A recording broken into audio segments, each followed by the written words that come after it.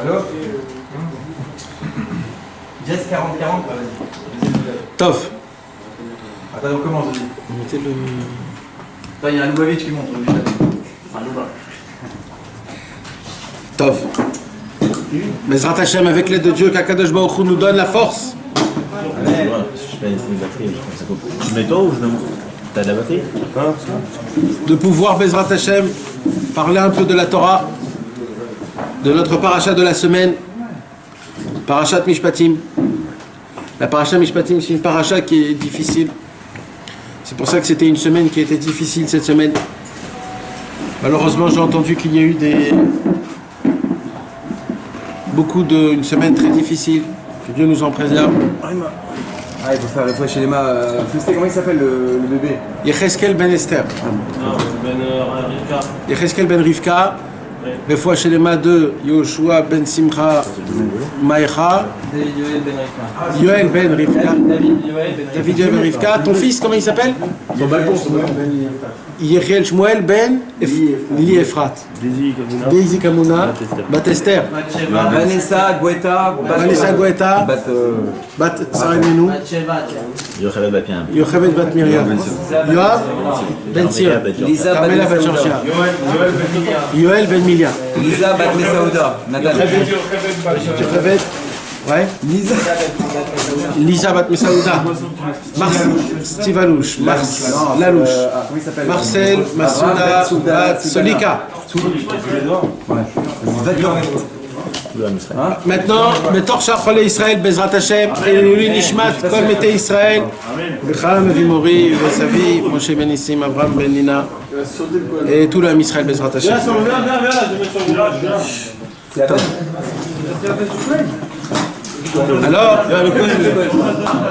Alors, Parashat Mishpatim. Mishpatim, c'est quoi? C'est les dinim. C'est les jugements. C'est les lois. Toutes les lois qui conviennent. Les lois entre, comment on appelle ça, Ben Adam les Chavero, entre un homme et son prochain, ils sont indiqués dans notre paracha. Dans notre paracha, il y a inclus un seder en entier dans la Mishnah, c'est le seder Nezikin. Plus de 10 masertot. Baba Kama, Baba Mitzia, Baba Batra, Sanhedrin, Makot, Shvuot, Avodazara, Orayot. Tous parlent de notre paracha de la semaine. Notre paracha de la semaine, ce sont c'est Mishpatim. Toutes les lois juives qui parlent des endommagements, des coups, tout ce qui touche l'argent.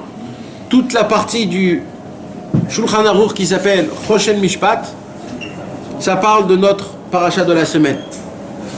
Et maintenant, avant ça, mes amis, la paracha de la semaine dernière, paracha Titro, on a parlé de quoi? On a parlé de les 10 commandements. Et tout de suite après les 10 commandements, qu'est-ce que la Torah, elle a choisi de faire? La Torah a choisi de parler, tout de suite après les 10 commandements, des lois qui parlent au sujet des endommagements. C'est un peu louche quand même, non? On aurait pu parler des choses un peu plus importantes, comme dans le Shulchan Aruch. Dans le Shulchan Aruch, on commence par quoi? Par comment se lever le matin, mettre les téphilines, Kriyat Shema, la prière, Birkat Hamazon, les brachot. On peut passer 5 fois le veau. Ouais, là on va parler de sortes de lois complètement incompréhensibles. Complètement. Celui qui vole, celui qui endommage. On va parler au tout début de serviteurs, quelque chose qui nous dépasse un peu l'esprit. À l'époque, il y avait ce qu'on appelle des serviteurs. Des vrais serviteurs. Des esclaves, pardon. Vous n'avez pas le droit de travailler Shabbat? Des esclaves. Non, ils travaillaient Shabbat aussi. Sauf les lois normales, mais ça veut dire c'était les goïs, mais les juifs ne travaillaient pas. Ouais, non, c'est-à-dire c'était des esclaves, des vrais esclaves. C'est-à-dire un monsieur avait des esclaves chez lui à la maison. Il venait de sortir d'esclavage. Ah, c'est ça. Ça, c'est une des choses. Mais ça veut dire de base. C'est ça la première loi que tu m'apprends. C'est-à-dire, tu t'imagines, Hachem, il veut faire connaissance. Bonjour, alors on va faire connaissance. On va commencer à écrire les nouvelles lois juives. Alors, si tu vends un esclave, ouh là là là là là, c'est quoi? Déjà, tu me parles d'esclavage. C'est ça notre... Ouais, alors combien de sorties d'esclavage vous Ouais, oubliez on était 400 ans en esclave. Tu nous parles maintenant, tu nous remets la restreinte de l'esclave. C'est quoi ce ignan-là? Après, ça continue. Après l'esclavage, il parle de quoi? Si tu vends ta fille à l'esclavage, ça veut dire, oh là là là là là là là, qu'est-ce qu'il est en train de nous faire? Et ça, c'est les premières lois. Ça veut dire, c'est le commencement. Comment c'est possible quelque chose comme ça? Maintenant, après, on parle de quoi? Après, on parle un homme qui frappe quelqu'un jusqu'à qu'il abat, jusqu'à qu'il meure. On dirait vraiment qu'on a affaire à vraiment à un peuple spécial. Ça veut dire c'est des Vikings les mecs. C'est des Vikings. On parle de Vikings. C'est quoi c'est quoi ces choses-là? Et après celui qui vole, celui qui maudit, celui qui frappe une femme enceinte et qui l'a fait faire tuer son bébé. On dirait que c'est quoi ces choses-là? Mais Kitsour, la Torah, elle nous parle des choses que ça, c'est quelque chose qu'il faudrait déjà expliquer. Il faudrait expliquer, c'est quelque chose qui demande vraiment une explication très importante. Vous savez comment le Zohar HaKadosh, je l'ai dit ça l'année dernière, je le répète parce qu'on ne peut pas passer la parashat Mishpatim si on n'en parle pas de ça. Vous savez comment le Zohar HaKadosh, il commence la parasha? Le Zohar HaKadosh, il commence la parasha Ve'ele Mishpatim Da Sod Gilgulaya. Ve'ele Mishpatim, tous les Mishpatim, toutes les lois, c'est pas des lois logiques. Les lois que la Torah nous a données dans le Roshel Mishpat, les lois, pas conjugales, comment on appelle ça? Les lois entre humains, sociales.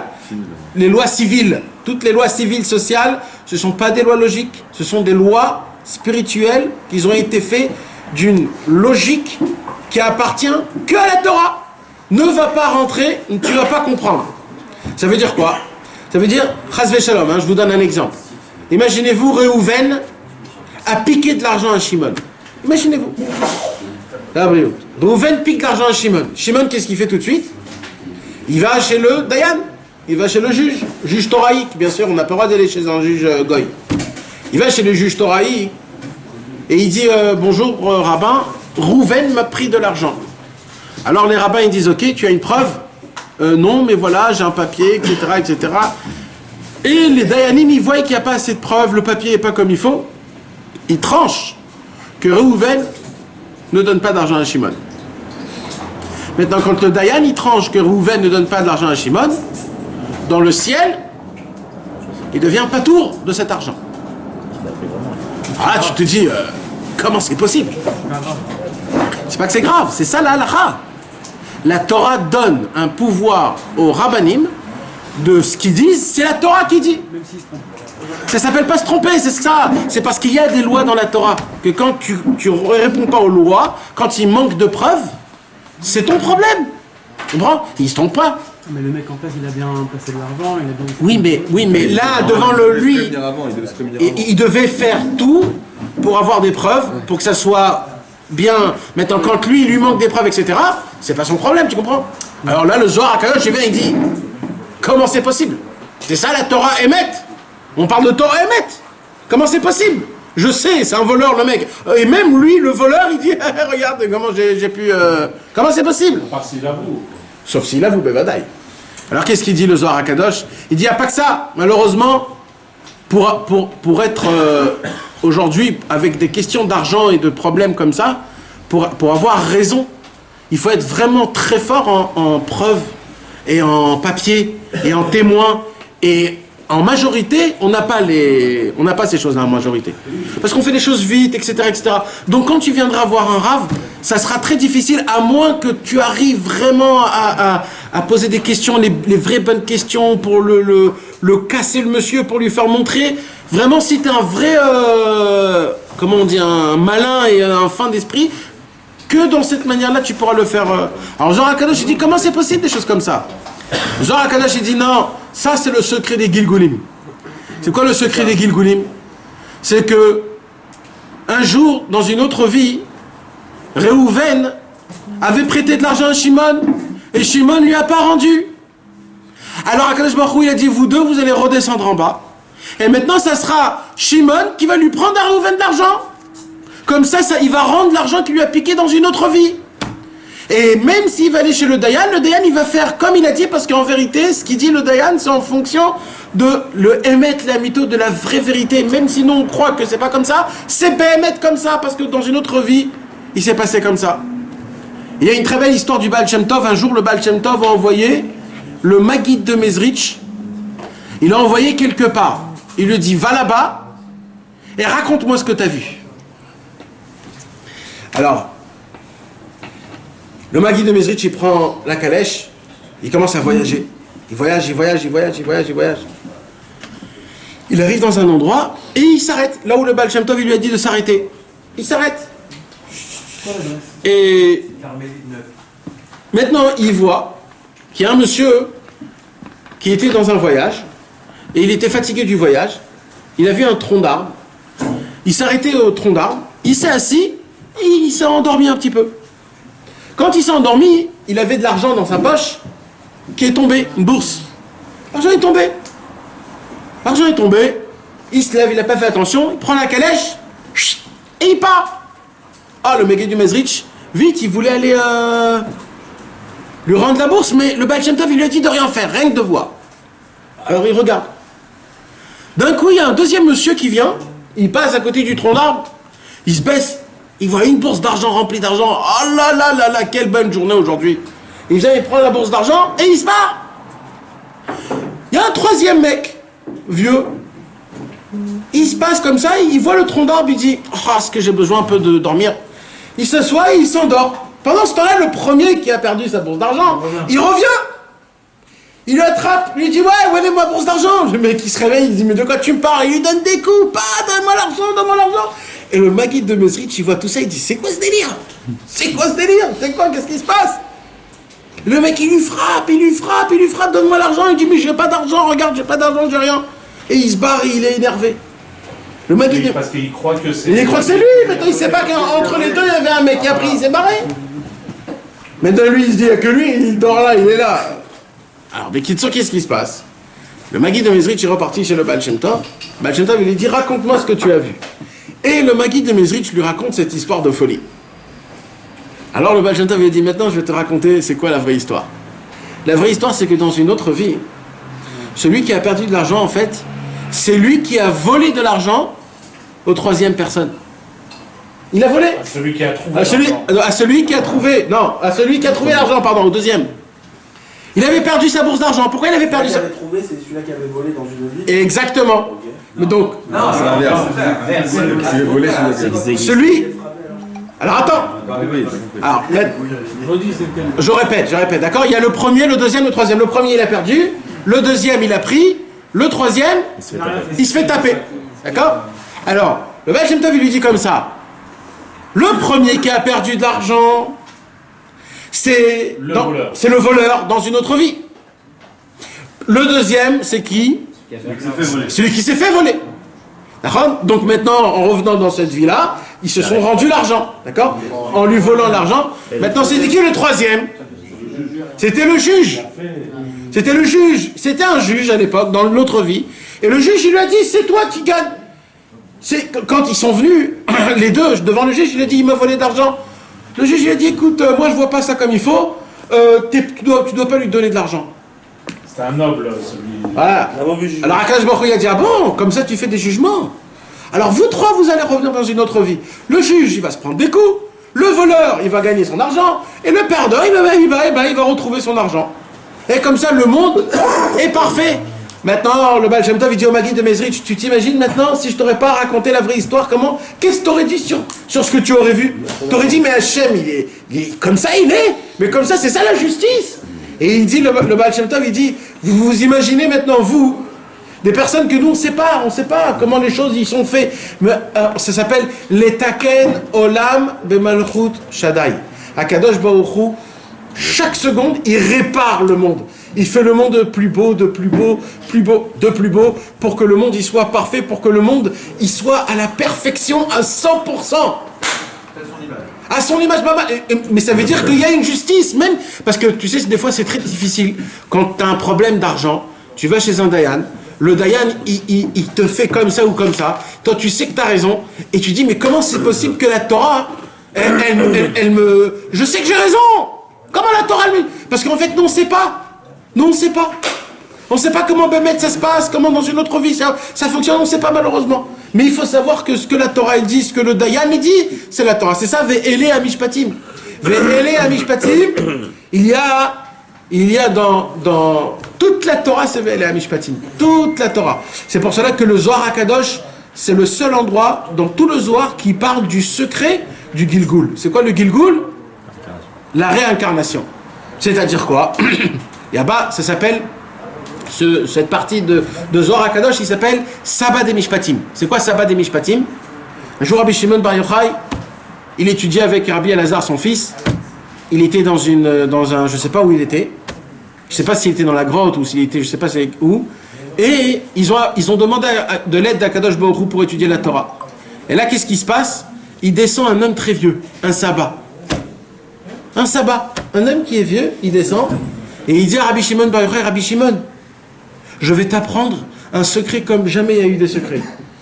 Et ça s'appelle Sabbat des Mishpatim. Il lui a dévoilé toutes les règles de comment fonctionne la réincarnation. Tout. Quelqu'un, il rentre en réincarnation, c'est que dans la famille, dans des enfants, dans des trucs, etc., etc. Qu'est-ce qu'il faut faire pour pas? C'est tout le chemin. Pourquoi? Parce que tous les liens de la réincarnation, on l'apprend d'Afka dans des dîners mamonotes. Dîner mamonote veut dire dans des lois, dans des jugements d'argent. Parce que c'est ça la majorité des problèmes. Tov, ça c'était juste comme ça. Shalom Aleichem, Shalom Aleichem. C'était juste comme ça. Bevadaï. Le Hari Akadosh. On est tous. Toi, t'es pas quelqu'un, t'es 50 personnes. Ouais. Il a dit si aujourd'hui nous on est des Gilgulim. La vraie question, c'est est-ce qu'il y a aujourd'hui des personnes qui ne sont pas des Gilgulim? C'est ça la vraie question. Parce qu'à l'époque, le Hari Akadosh, qui est daté de 500 ans, le Hari Akadosh, il a dit la majorité du monde, ils sont déjà des Gilgulim. Donc s'il a dit ça il y a 500 ans, imagine-toi, nous aujourd'hui. Mais j'ai lu quelque chose de très sympathique, qu'à l'époque, c'était quoi une vie? À l'époque, il n'y avait pas de voiture, pas de téléphone, il n'y avait rien, d'accord? Alors c'était quoi toute la vie d'un mec? C'était quoi? C'était sa maison qu'il avait construite depuis tout petit, sa vache, son cheval, et le maximum qu'il allait le plus loin, c'était 5-10 km maximum. Donc il dit, j'ai lu dans un livre aujourd'hui que aujourd'hui on répare plein de Gilgulim en une seule vie. Pourquoi? Parce qu'on voyage des kilomètres et des kilomètres, on parle avec des gens, on termine des vies. On travaille un travail là, après on habite là, après on va ici, on sait pas ce qui se passe, c'est plein de vies que tu es en train de réparer en une seule fois, parce que si tu dois revenir à chaque fois, ça va être la galère. Donc, et Rabbi Yehuda Ptaya, il a dit, Rabbi Yehuda Ptaya, il a dit, chaque déménagement qu'un homme il déménage, il répare un Gilgul. Tellement c'est difficile, le déménagement. Parce que c'est tout, c'est de faire les cartons, c'est un vrai casse-tête. Chaque déménagement, tu répares un Gilgul. Comme ça, il a dit Rabbi Yehuda Ptaya. Quand tu fais ton alia, c'est-à-dire que tu... Alors, quand tu fais ton alia, tu as réparé vraiment une vraie grande partie de ta neshama, mamash. C'est mamash. Voilà, Tov. On peut commencer, mes amis? On attendait... Alors, Bezrat Hashem, on va commencer. Avec l'aide de Dieu, on va... Chaque année, je me dis qu'on va essayer d'étudier un paragraphe, mais à chaque fois, je retombe sur le même inyan, il est tellement important. On va parler, Bezrat Hashem, des esclaves. La première halakha dans Mishpatim, c'est quoi? La première halakha dans Mishpatim, je vais vous la lire avec vous, on va l'étudier tous ensemble. Et là, mes amis, Bezrat Hashem, avec l'aide de Dieu, qu'Akadosh Baruch Hu nous donne la force, il se cache dedans un secret. On va apprendre d'après les études de Rabbi Nathan la racine de la racine de la racine du secret de l'esclavage et de la halakha qu'on va apprendre, qui est écrit dans la Torah, qu'on va la lire là maintenant.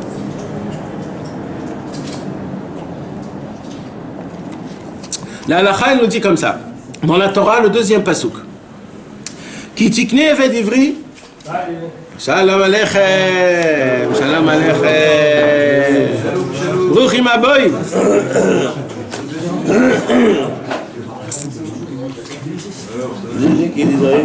Hein? Alors, qui tikne evet ivri? La halakha, elle nous dit comme ça dans la Torah. Quand tu achètes un esclave israélien, un esclave, je veux dire hébreu, juif, Shesh Shanim Ya'avod, il a la permission d'être un esclave que pendant 6 ans, pas plus que 6 ans. Ou Bashvi'it Yetzel HaChovshi Chinam, la 7e année, le maître qui a acheté l'esclave, il est obligé de laisser partir Après 6 ans. après 6 ans. Mais non, mon esclave, il peut rester après 50 ans. Alors attends, la halakha de base, c'est 6 ans. La 7e année, la Torah te demande, laisse-le partir. Ah ouais. Pourquoi pas, il demande de Le laisser partir. Hachem, il lui dit, je te demande de le laisser partir. D'accord? Bah, je vais te dire, maintenant, Il veut rester. Un esclave, c'est la vie, non? maintenant, si l'esclave lui-même, Il veut rester. il dit non, écoute, moi, t'es un sympathique. Et en plus, j'ai besoin d'être nourri, logé. Voilà. Donc, ça m'arrange. 50 ans. Alors, la Torah, elle te dit, tu vas prendre son oreille, Et tu le perces. tu vas percer son oreille sur un atteau. Pourquoi? Pour montrer un signe distinctif. Un signe distinctif de quoi? C'est lui qui a voulu. Que l'oreille qui a entendu du mont Sinaï, vous allez être mes esclaves à moi, et que lui, il a choisi d'être un esclave d'un humain, alors il va avoir on va lui faire un signe distinctif. D'accord? Alors, si maintenant le monsieur, donc, il veut rester, il peut rester jusqu'à 50 ans. C'est quoi 50 ans? Yovel. Ken? 50 ans. Dès que le Yovel, il passe, il est obligé de retourner chez lui à la maison. L'esclave. C'est vrai que la personne qui détient un esclave est obligée de le traiter de la même façon qu'il traite à lui. Exactement. Il donne un vrai lit, Exactement. Exactement. Exactement. Il doit l'honorer. Il y a des lois énormes sur tous les Ilchot Avadim. Il doit bien lui parler, il doit pas lui manquer de respect. Tout avec respect, tout. C'est pas Chas Shalom comme. Ça reste injuste, ça reste injuste. Mais si avec un lit, c'est pour lui. Non, mais là on parle. D'accord, ouais, d'accord. Ça, c'est un juif. Mais il y a aussi des Evet Kenani. C'est quoi un Evet Kenani? C'est un Evet qui est un goy. Même un esclave qui est goy, on est obligé de lui faire la Brit Mila. Il est obligé d'appliquer Torah au mitzvot comme une femme. Donc même un goy, il est obligé de... Maintenant, ça c'est la première halakha. Ils n'ont pas le droit de manger chez nous. Qui, les esclaves? S'il est goy. S'il est goy, non, parce qu'il devient juif. Ah oui, il devient juif. Il est obligé de devenir juif. Il ne peut pas rester goy, c'est ça. Mais il devient comme une femme. C'est-à-dire, il est obligé de faire la halakha que comme une femme. C'est-à-dire, il n'est pas tour des téphilines. Mais il a la Ah, on doit pas le circoncire. Et on doit faire le circoncis, si. On doit lui faire la Brit Mila. Mais... Non, mais parce que... Bon. C'est les halachot, quoi. Les halachot comme une femme, mais... vous m'avez compris. Alors maintenant, il y a une deuxième halakha dans le Shulchan Aruch. Non, pardon, dans la Torah, c'est quoi? La deuxième là, c'est ça. Si maintenant un esclave, le juif en question, il s'est fait faire vendu en esclavage, si le juif il est marié et qu'il a des enfants, alors il a le droit de demander à son maître une esclave femelle pour s'accoupler et avoir des enfants. Pour que les enfants soient des esclaves à vie au chef. Vous comprenez? Oui ou non? On va sortir de cette esclave. Ouais. Il n'y a pas de yovel pour eux. Hein? Il n'y a pas de yovel. Non. Ils sont esclaves toute la vie. N'importe quel type de personne pouvait devenir un esclave à l'époque. Ouais. Un mec qui devait de l'argent à quelqu'un, Tout homme qui n'avait pas d'argent pour payer Les dettes, il devenait esclave. Maintenant, maintenant, on parle d'une femme goy. elle devient juive. Maintenant, une femme goy qui est devenue esclave. Si l'esclave juif, il vient et il voit cette esclave goy, je parle d'une femme, et qu'il aime, il tombe amoureux d'elle, il a le droit de se marier avec elle. Elle devient juive ou pas? Elle est pas juive, mais elle est juive, c'est-à-dire... Elle travaille chez des juifs. Elle travaille chez des juifs, mais bon, c'est une goy. C'est pas une convertie. Non, mais quel intérêt c'est? Donc un juif esclave, il a le droit de se marier avec elle. Non, lui, c'est un juif de base. Il peut se marier avec elle. Lui, c'est un Il juif. était devenu juif. Non, lui, c'est un juif de base. Maintenant, il voit... Il peut se marier avec elle sans la convertir. Il peut se marier avec elle sans la convertir. Ah, il a converti quand même, mais ça veut dire sans C'est ça. qu'elle fasse son travail. Voilà. Et il peut se marier avec une goy. Les enfants, ils sont quoi alors, les enfants? Et les enfants, ils sont juifs. Ils sont juifs, mais ils seront tout le temps des esclaves. Tout le temps. Ils appartiennent pas au père alors. Hein? C'est-à-dire quoi, comment tu sais? Normalement, ils sont jeux en Égypte de la mère, pas du père. Ah bah, il y avait des... C'est la halakha comme ça qui dit dans la Torah. C'est comme ça. C'est la Torah, les premiers psukim de la Torah de Parashat Mishpatim. Yitzhak, tu sais, ils avaient des. Jacob, il avait des. Ouais. Des îles pas. Et là. Nahon. Et les enfants, ils étaient juifs. Mais pourquoi ça change aujourd'hui? Et puis ils sont esclaves, mais. Nahon, c'est... Mais... Allô Bravo, ma fille, c'est ça. Abraham, il s'est marié avec Agar, la servante de Sarah. Voilà. Yaakov aussi, Zilpa et Bila. Ça marche encore aujourd'hui. Non. Aujourd'hui, ça n'existe pas parce qu'on n'a pas le temple. Mais quand tu auras le temple, ça va revenir. Il y aura plus d'esclaves. Hein? Ouais. Donc le mec qui se met, quand il y aura le temple, le mec qui se met avec une Goya. S'il est esclave.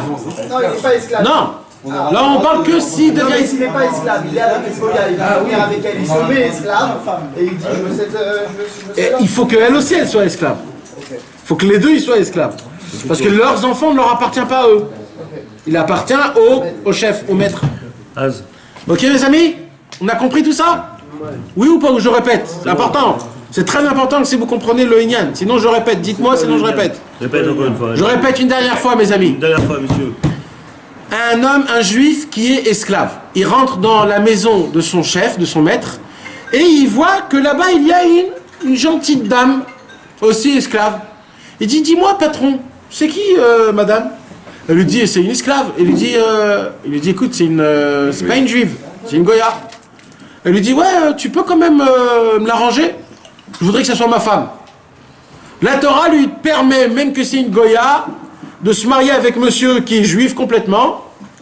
Parce que lui, il a un intérêt. C'est quoi son intérêt? C'est que ses enfants, après, ils vont être aussi esclaves.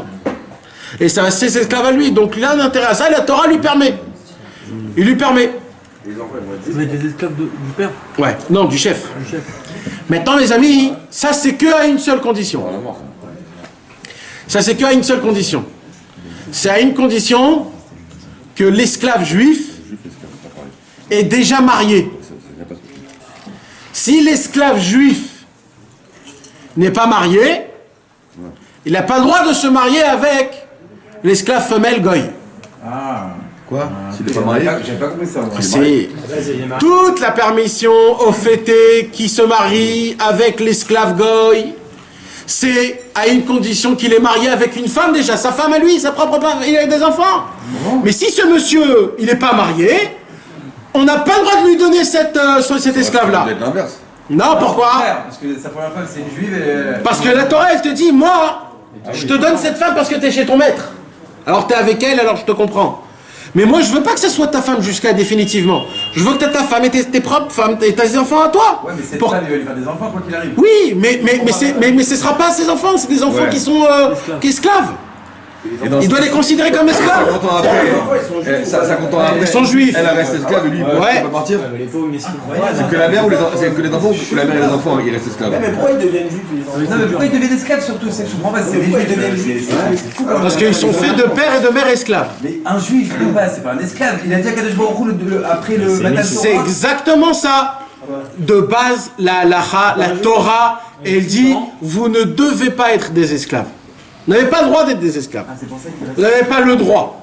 C'est pour ça qu'on vous laisse que 6 ans. 6 ans, c'est normal. Alors celui qui renouvelle les 50 ans au final. Alors celui qui a joué plus que 6 ans et qui a dit je préfère rester 50 ans, alors lui on dit ah t'as voulu faire l'imbécile.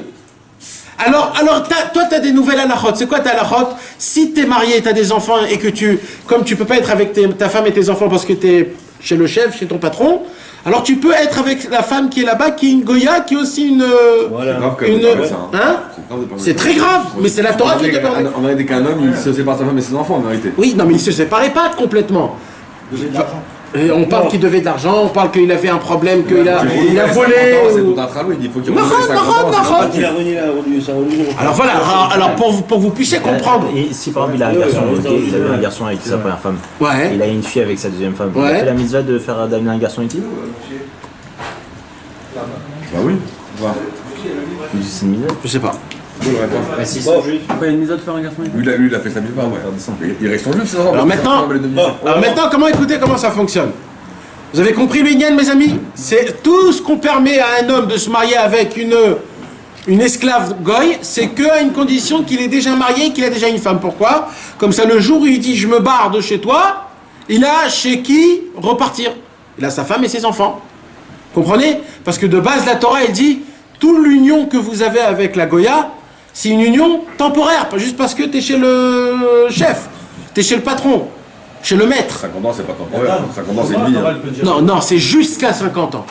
Mais il peut lui partir. C'est le 50 ans. Il peut partir en plein milieu. Et après 50 ans, il relance. Après, il n'y a plus rien. Non, il y a pas- Après, c'est terminé. Même s'il veut continuer, on le sort. C'est terminé. Même les maisons, même les maisons. Ah, vous avez les les hommes, hommes, c'est pareil. C'est pas sain, il n'y a rien de sain dans tout ça. Non, mais de base, d'être. Non, mais d'être. La Torah, elle permet ça, qu'il a déjà une... Alors, j'explique. Alors, je vais expliquer. Alors, je vais expliquer. Si tu savais des choses encore plus choquantes, frérot, si tu savais, en temps de guerre, Écoute. Non, il y a des explications sur tout ça. Mais viens, je t'explique déjà ça. Déjà, pourquoi on permet? Alors, la Torah, elle dit comme ça. Si de base, il a renié le titre d'être un prince juif, fils d'Avraham, Yitzhak et Yaakov, et il s'est proclamé esclave. Alors un homme comme ça qui s'est tellement rabaissé et qu'il ose, il ose dire celle-là je la veux qui est une Goya, alors on lui dit ah t'es aussi descendu bas, prends-le, prends, mais pas complètement efkerout comme on dit perdu, non. Il y a même quand tu fautes, il y a des bases. C'est quoi? Il faut déjà que tu sois marié, et il faut que tu aies des enfants. Si tu n'es pas marié avec une vraie femme juive, avec des vrais enfants comme il faut, alors tu ne peux pas prendre la Goya. Que si tu es marié, pourquoi? Parce qu'il faut que tu te rappelles que tu ne vas pas te marier avec une Goya, ta vraie vie, c'est avec madame. Pas avec. Hein? Il peut se marier quand même avec une juive s'il n'est pas marié. Oui. Ouais, il peut. S'il est marié, que s'il est marié. Hein? c'était avant les 6 ans. Hein? C'était avant les 6 ans. Ouais. Entre 0 et 6. Ouais. Il a pas renié, il a pas dit qu'il restait 50 ans. Aussi. Et après les 6 ans, s'il décide de se barrer, il garde le boucle d'oreille? Non. Là, il n'y a pas de boucle d'oreille, il a recherche. Bah, il a un Il n'y a pas de argent. boucle d'oreille s'il reste Moins de 6 ans, il n'y a pas de boucle d'oreille. C'est qu'après les 6 ans qu'il y a la boucle d'oreille. Après, ah oui, c'est après les 6 ans qu'il y a la boucle d'oreille. Ok? Alors maintenant, mes amis, il y a un énorme secret dans cette halakha-là. C'est le secret de toute notre vie aujourd'hui. Mais je peux pas vous le lâcher comme ça. Ouais, c'est trop facile. Oh. Vous venez, vous savez, vous partez comme ça. Alors avant ça, je vais vous dire, écoutez Béhémet, cette introduction importante. Écoutez Mamage, c'est vraiment important. C'est une introduction très importante pour comprendre le secret de l'esclavage. Vous savez, il y a Akadosh Baruch Hu, il est tombé amoureux de nous, vous savez quand? Le jour où Avraham Avinu, il s'est posé sa première question, qui a créé le monde? Le jour où Avraham Avinu, il s'est levé un matin et qui s'est dit, qui est-ce qui a créé cette beauté énorme? Au moment où il a posé cette question-là, Akadosh Baruch Hu est tombé amoureux de Avraham Avinu. Il est tellement tombé amoureux d'Avraham Avinu, il a dit, si son fils et si son petit-fils, ils se conduisent comme ça, eh ben, jusqu'à la fin de tous les temps, ça sera mon peuple à moi. Et Avraham, il s'est conduit comme un vrai maître, Yitzhak et Yaakov. Depuis, Akadosh Baruch Hu, il a dit, Béné Israël, c'est les enfants de Avraham, Yitzhak et Yaakov. Je crée un lien, une alliance avec Avraham, Yitzhak et Yaakov. Pourquoi? Parce qu'Avraham, Yitzhak et Yaakov, ils ont créé quelque chose qu'avant ils n'avaient pas. C'est quoi? C'était la Emouna. C'est quoi la Emouna, mes amis? Avraham Avinu, à l'époque, tout le monde avait un dieu. Tout le monde. On avait le droit d'avoir des dieux. Ça veut dire quoi? Le Rambam, il explique au tout début de Ilchot Avodah Zara. Le Rambam, il dit comme ça. À l'époque, les gens, ils croyaient tous dans Dieu, Hachem. Ils croyaient tous. Mais ils se sont dit, le jour où Akadosh Baruch Hu a fait le déluge, il en a eu marre des êtres humains, et il s'est remis en haut. Il a détruit le monde, et il a dit maintenant le monde, il se laisse comme il se laisse. Moi, je ne veux plus avoir aucune ashgaha dans ce monde-ci. Et donc, les êtres humains, ils se sont dit, alors on va prendre comme Dieu le soleil, la lune, la pluie, la terre, les arbres. Chacun, il avait un Dieu, le vent. Pourquoi? Parce que chacune de ces choses-là, c'est ça qui créait, qui maintenait le monde. Abraham Avinu, il a regardé la vision de base. Il a dit à Kadosh Baruch Hu, c'est impossible, même si la personne, elle fait le mal le plus grand au monde, c'est impossible que Kadosh Baruch Hu nous laisse tomber. Et Abraham Avinu a combattu contre le monde en entier. Écoutez bien maintenant ce que je vais vous dire. Et il y avait deux sortes de Emouna. Deux sortes de Emouna. Jusqu'à aujourd'hui, il y a deux sortes de Emouna, de la foi. Écoutez bien ce que je vais vous dire, mes amis. Il y a la première foi, c'est quoi? C'est une fois que on nous apprend tous. C'est une fois que malheureusement, c'est la seule chose qu'on nous apprend et on nous dit c'est comme ça qu'il faut croire en Dieu. C'est quoi? C'est que tout vient d'Akadosh Baruch Hu. Tout, c'est Akadosh Baruch Hu qui fait. Nachon? Nachon, c'est ça qu'on sait, nous? On met tout dans la totalité de Hashem Yitbarach. Nachon? Ce qui est normal. Ce qui est normal. Maintenant, où il vient le conflit? Le conflit, il vient quand moi je ne me conduis pas comme il faut. Alors Akadosh Baruch Hu est obligé de se conduire pareil comme moi. Moi je fais des péchés, je ne me tiens pas droit avec Hachem. Hachem il est obligé de me remettre dans le droit chemin. Et là il me donne des coups. Et là il me donne des croche-pattes. Il me donne des petites claques. Il me fait des petits problèmes. Et c'est comme ça qu'on nous a nous tous éduqués pendant des centaines d'années. Avraham Avinu, il a dit, moi j'ai découvert c'est quoi la vraie Emouna. La vraie Emouna, c'est que Akadosh Baruch Hu, il conduit le monde comme nous on veut. Pas comme lui, il a choisi. Comme nous on veut. Akadosh Baruch Hu est tellement amoureux du peuple juif. Il est tellement amoureux du juif, du béné Israël, de chacun de nous tous, qu'Akadosh Baruch Hu, il vient, il dit, chérie, qu'est-ce que tu veux que je te fasse aujourd'hui? Comme ça et comme ça, tu auras tout. Mais le problème, c'est quoi? C'est que c'est moi qui me trompe. Et c'est moi qui me crée mes galères. Dieu le sait. Mais Dieu, il dit, mais je vais tout te donner à toi. Qu'est-ce que tu veux pour aujourd'hui? C'est quoi? Et c'est comme nous, on décide. C'est comme nous qu'on veut et que ça se passe comme nous, on veut. Quand des fois, Hachem, il dit, tu me permets de prendre la relève juste aujourd'hui. Je vais faire à ma manière, tu vas voir comment ça fonctionne. Alors nous, notre Neshama, le soir, elle dit, ok, vas-y Hachem, fais-moi ta dirigeance. Et là, Kadosh Baruch Hu, il te fait une journée, frère. Tu sais pas ce qui t'arrive. Un truc qui se passe, tu dis, mais qu'est-ce qui se passe? Qu'est-ce qui se passe? Qu'est-ce que j'ai fait de mal? Hachem me dit, mais t'as rien fait de mal, mon frère. Je suis en train de juste d'arranger tous les dégâts qu'il y avait pendant toutes les journées que tu t'es pris. Je suis en train de les arranger. Mais ne t'inquiète pas, c'est moi qui gère tout. Je gère tout. Juste aie confiance en moi. Et là, j'ai dit, écoute-moi, Hachem. Viens, on refait comme c'était hier et avant-hier, d'accord? Laisse-moi, la Emouna. Et Akadosh Baruch Hu, il dit, comme tu veux, mon fils. Comme tu veux. Et encore, je fais à ma manière. Akadosh Baruch Hu, il me donne ce que j'ai envie.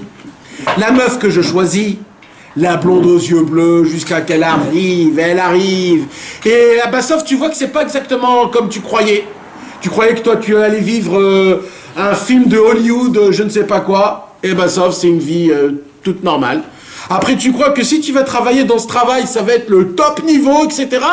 Et d'un coup, tu travailles ce travail après beaucoup de fatigue et tu vois que c'est pas aussi comme je croyais. Après, tu te dis, si j'arrive à recevoir tant chaque mois, je crois que je vais être au top niveau, je vais donner à droite à gauche, je vais faire kiffer mes copains. Et il s'avère que des fois, tu dépasses ce nombre et t'as fait kiffer personne. Tu t'es fait que kiffer toi-même, pire que ça, tu râles. Tu te dis, mais qu'est-ce qui m'arrive? Et ainsi de suite, tu te crées des sortes de rêves que tu te dis, si Dieu il va me donner, ça va, il te donne, tout comme tu veux, mon fils, tout. Tellement je t'aime, mon fils à moi, tout ce que tu veux, je vais te le donner. La vie de comment tu veux que ça soit, tout je vais te donner. Maintenant, je sais que c'est pas bien pour toi. C'est pas bien, je le sais très très bien. Mais je t'aime tellement, je suis tellement amoureux de toi, mon fils. Vous savez, c'est comme votre fils. Le matin, il se réveille, il dit, papa, tu peux me donner du chocolat? Tu lui donnes un petit carré, tu dis non, je veux tout le truc. Tellement tu l'aimes, tu lui donnes une barre de chocolat, il se piffe de chocolat. Tu sais que c'est pas bien pour lui, mais tu l'aimes trop. T'as envie de le voir kiffer avec ses yeux comme ça. Tu lui donnes du coca, des bambas partout, il en a partout, partout. Tu sais que c'est pas bon pour lui, mais tu l'aimes tellement. Tu lui dis, prends ce que t'as envie, mon fils, je peux pas lui dire non. Hachem, il peut pas nous dire non. Tellement Hachem, il nous aime, il nous dit, quelle vie que vous voulez? C'est quoi la vie que vous voulez? Je vous la donne gratuit. Je vous donne tout ce que vous voulez. Monter en Israël, être un peu religieux, avoir des enfants, être en bonne santé, une femme, tout ce qu'il faut. Vous croyez que c'est gratos tout ça, mes amis? C'est des cadeaux qu'Akadosh Baruch Hu nous donne, il nous donne des cadeaux. Maintenant Hachem, il nous dit, les gars, c'est pas ça le vrai chemin pour vous. Moi j'ai un autre concept pour vous. Mais bon, vous voulez kiffer, je vais vous faire kiffer. De temps en temps, Akadosh Baruch Hu, il dit, écoute, on a un petit peu exagéré, hein. On va remettre un petit peu les points sur les i, on va mettre les virgules, on va mettre les petits... Ouais, il faut essayer d'arranger le Inyan. Et là, de temps en temps, Kadosh Baruch Hu, il fait un bricole. Ou qu'est-ce qui se passe? Un jour, le patron, il te dit, tu sais, t'es viré de la boîte. Et là, tu te dis, oh. Mais dans ce que tu sais pas, c'est qu'en fait, dans cette boîte, t'étais en train de pourrir ta vie. Et qu'en fait, il y a dedans, en toi, un feu qui est tellement grand qu'en fait, tu dois être dans un autre travail complètement. S'il va pas te virer, jamais tu vas sortir de ton petit noyau. Mais on est obligé de te faire sortir d'un noyau comme ça pour que tu puisses rebondir dans une autre vie. Chas v'shalom, des fois, il y a un problème avec une femme, le mec, il divorce, ou chas v'shalom, je sais pas, des trucs, tu sais pas, maintenant, tu crois que ta vie, elle est écroulée, il n'y a plus rien. Mais ce que tu sais pas, c'est que là, t'es en train de mourir, là, t'es en train de dormir comme un vieux galeux. En vérité, là, tu vas rebondir dans une autre vie, tu t'imagines même pas ce qui t'attend dans une autre vie. Tu vas rentrer dans un truc informatique, tu vas bondir, tu vas dire, mais qu'est-ce que j'ai foutu pendant toute une vie entière? Mais toi, tu sais pas. C'est Hachem qui te dit, tu peux me laisser, s'il te plaît, une minute. Une minute, je t'arrange ta vie. Et pendant une minute, t'as des téléphones. Alors là, tu te dis, mais qu'est-ce qui m'arrive? Purée, il faut plus que je réponde au téléphone. Qu'est-ce qui m'arrive? Ça, c'est la Emouna. Que Akadosh Baruch Hu, il te fait exactement ce que tu veux. Pourquoi? Parce qu'Akadosh Baruch Hu, il est tellement gentil, il est tellement pur, il est tellement bon, qu'Akadosh Baruch Hu, il te dit, tout ce que tu veux, je vais te le faire. Mais il y a une autre émouna, c'est la émouna de base. C'est que tout est de la main d'Hachem. Et tout est en fonction de donnant-donnant. Comme tu fais, comme ça tu reçois. Si tu te conduis comme il faut, alors oui. Si tu ne te conduis pas comme il faut, alors Hachem, il t'empêche. Ça, c'est de la émouna? C'est aussi de la émouna. Non, les deux, c'est de la émouna. Mais c'est des niveaux de... C'est quoi émouna? Rabbi Nachman de Breslev, il nous apprend que Avraham Avinu, c'était quoi sa émouna, lui? Avraham Avinu, il a compris que c'est Hachem, Dieu. Pourquoi? Parce qu'il a dit, ce n'est pas possible qu'Akadosh Baruch Hu, il peut laisser un monde. En vérité, les hommes, à l'époque d'Avraham Avinu, ne voulaient pas Hachem. Donc Akadosh Baruch Hu, il a dit, ah, vous me voulez pas? Alors je vais accomplir votre volonté. Je vais me retirer. Et c'est pour ça qu'il a fait le déluge. Ce que vous voulez, je vais le faire. Après, il faut que je revienne pour arranger le monde. Je vais revenir pour arranger le monde. Ça veut dire en fait, Akadosh Baruch Hu, mes amis, il est proche de nous. Il est proche de nous. Karov Adonai, il est Nishberelev. Il est tout proche, Akadosh Baruch Hu, c'est un papa qui est là à côté de nous tout le temps. Tout le temps, il est là. Tout le temps, il est là. Le jour où Akadosh Baruch Hu, il a arrêté de nous tester. Il a arrêté de voir comment on va se conduire et qu'il a fait le pas le plus beau qui puisse exister au monde. C'est le jour où Hachem a fait sa demande en mariage. Hachem a fait sa demande en mariage à nous, le peuple juif. Akadosh Baruch Hu nous a épousés. C'est quand Akadosh Baruch Hu nous a épousés? Quand Akadosh Baruch Hu nous a donné la Torah au Mont Sinaï. Il nous a donné la Torah c'est notre bague. C'est ce qu'on a reçu, les 10 commandements, la semaine dernière. Et la Ketouba, c'est quoi la Ketouba? C'est la Parashat Mishpatim. La Parashat Mishpatim. Pour que notre lien de mariage, dit Akadosh Baruch Hu, puisse fonctionner, pour que notre lien de mariage puisse fonctionner, il y a des règles. Ça ne peut pas être toujours en... comment on dit, Khaïda. Le mec, il veut sortir tous les soirs en boîte de nuit, il croit qu'il est encore jeune, etc. Non, il y a des règles qu'il faut respecter. Il faut un peu d'honneur, il faut être noble, il faut avoir de la classe. Et c'est quoi la première loi qu'elle nous dit, la Torah? C'est qui est un peu vraiment très spécial à poser. Il nous commence à nous parler d'esclaves. Alors, la Torah, elle nous apprend quelque chose comme ça. Écoutez bien, mes amis. Rabbi Nachman nous apprend, il nous dit, il y a deux manières, deux façons de regarder la Torah.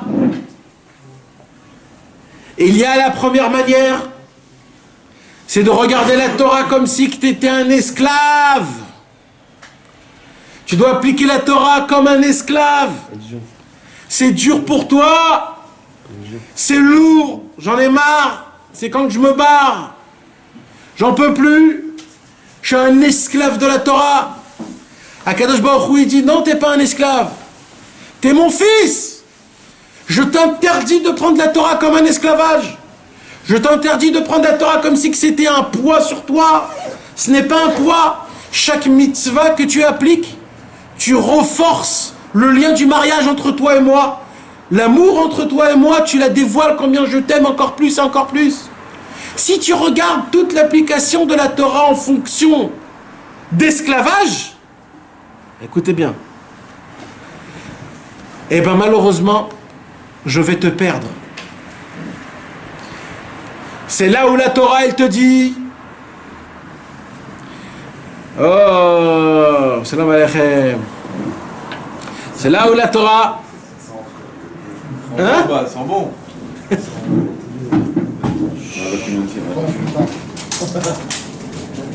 C'est là. Mets-moi un peu de thé, s'il te plaît. C'est là où, mes amis. Mes amis. Donc, qu'est-ce qui se passe? Il se passe qu'Akadosh Baruch Hu, il nous réclame de ne pas que notre lien de mariage avec Akadosh Baruch Hu, il ne soit pas un lien de mariage chas v'shalom obligatoire. Il faut que ce soit un vrai kiff. Il faut qu'on puisse ressentir.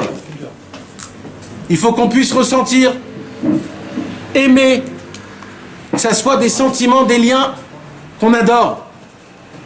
Maintenant, il dit à Kadosh Baruch Hu, si vous vous sentez comme des esclaves et que vous êtes descendus de niveau aussi grave, eh bien, je vous laisse. Je ne peux pas vous aider, moi. Kadosh Baruch Hu dit, je ne peux pas vous aider. Et c'est de là où la halakha, elle vient. Et qu'est-ce qu'elle dit, la halakha? La halakha, elle dit, si tu veux te marier avec une goya esclave, je te permets.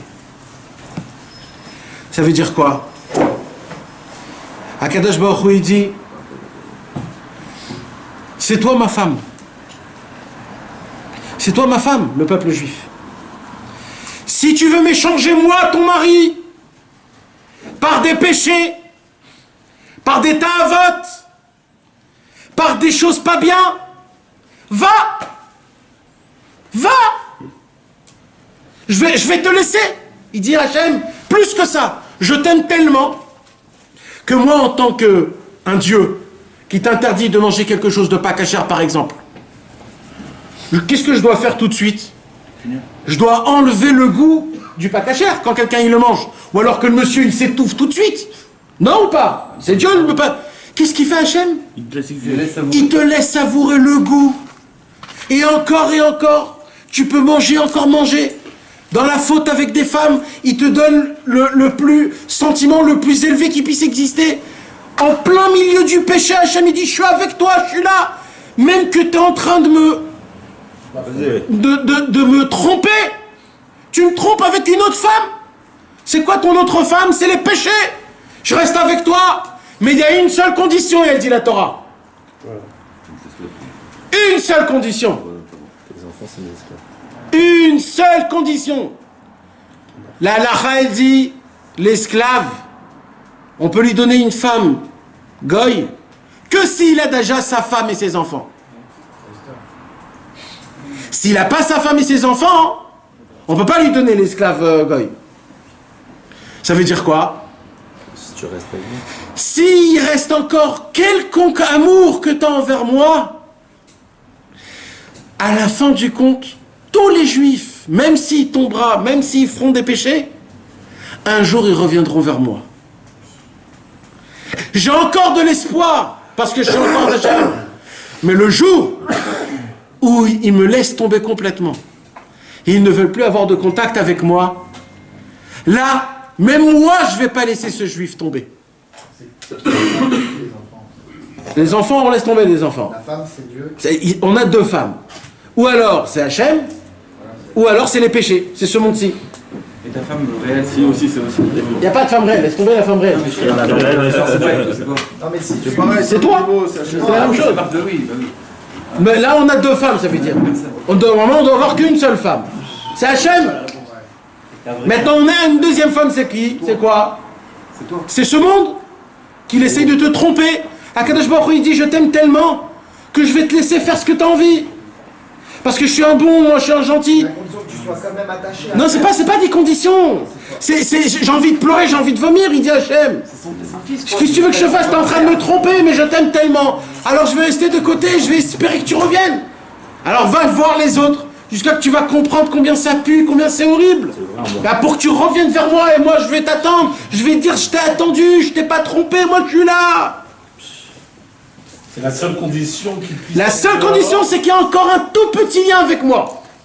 Qu'il soit Ça n'en fait pas. Voilà. C'est-à-dire que celui qui n'a pas de lien avec Hachem, Alors voilà. il ne laisse même pas Hachem. Non. Il ne laisse même Alors, pas. écoutez maintenant. Rabbi Nathan, il pose la question. Ah, il ne laisse même pas se marier. Bah oui. Ah, il ne laisse même pas se marier. Il ne laisse même pas se marier. Un gros niveau là. Rabbi Nathan, il pose la question, c'est quoi ce lien obligatoire qu'on doit avoir avec Hachem? Parce que, d'après ce qu'on vient d'étudier, si on a ce lien-là avec Hachem, on a un espoir jusqu'à la fin de tous les temps qu'un jour on reviendra vers Hachem. Oui. Parce que la condition, on a dit, c'est quoi? La condition, c'est que le monsieur a déjà une femme et des enfants juifs. S'il a déjà une femme et des enfants juifs, alors on lui permet, s'il veut délirer avec une Goya, on lui permet jusqu'à qu'il comprendra que c'est de la... etc. Mais si la personne n'est pas mariée, la Torah, elle a très peur. Pourquoi? Parce qu'elle va dire, ah, tu vas considérer elle comme ta femme. C'est très grave. Ça, Hachem, il dit ça, je ne permets pas. Qu'un juif, il me change par ce monde-ci. Qu'un juif, il essaye de m'interpréter par un billet de 500 € ou alors par un travail ou par un délire. Loyer. Loyakum ve loyer. Alors, Rabbi Nathan, il pose la question, c'est quoi ce lien-là? Comment on peut être marié? C'est quoi ce inyan-là? Alors, il dit Rabbi Nathan comme ça.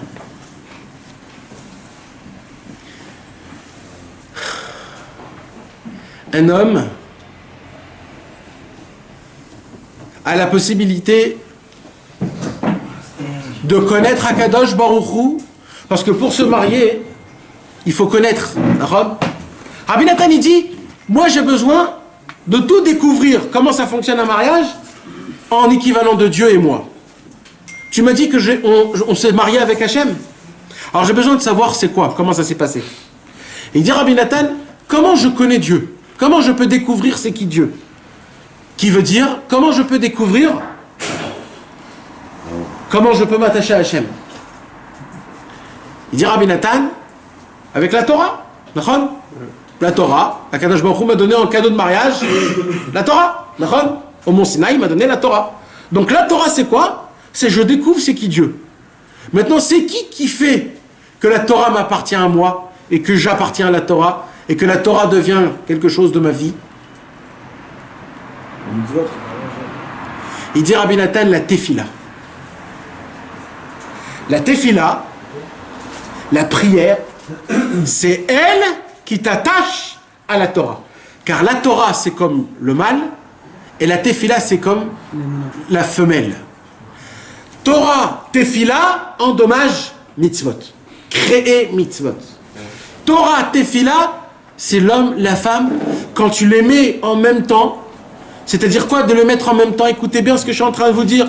Je ne parle pas de Shacharit Mincha Arvit, mes amis. Il dit Rabbi Nathan, on parle de quoi?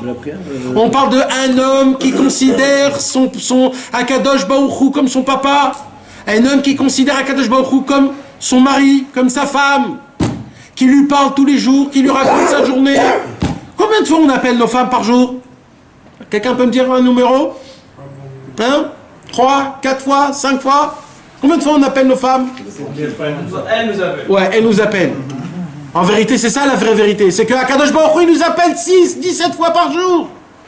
Et on lui répond pas, on le bâcle. Oh là là, il m'a cassé la tête aujourd'hui, qu'est-ce qu'elle a celle-là? Oui, Dieu il nous appelle tous les jours. Akadosh Baruch Hu nous appelle tous les jours, pourquoi? C'est ça la considération.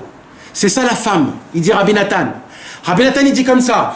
Tant que t'es marié à la tfila, aucun péché pourra te divorcer de Dieu.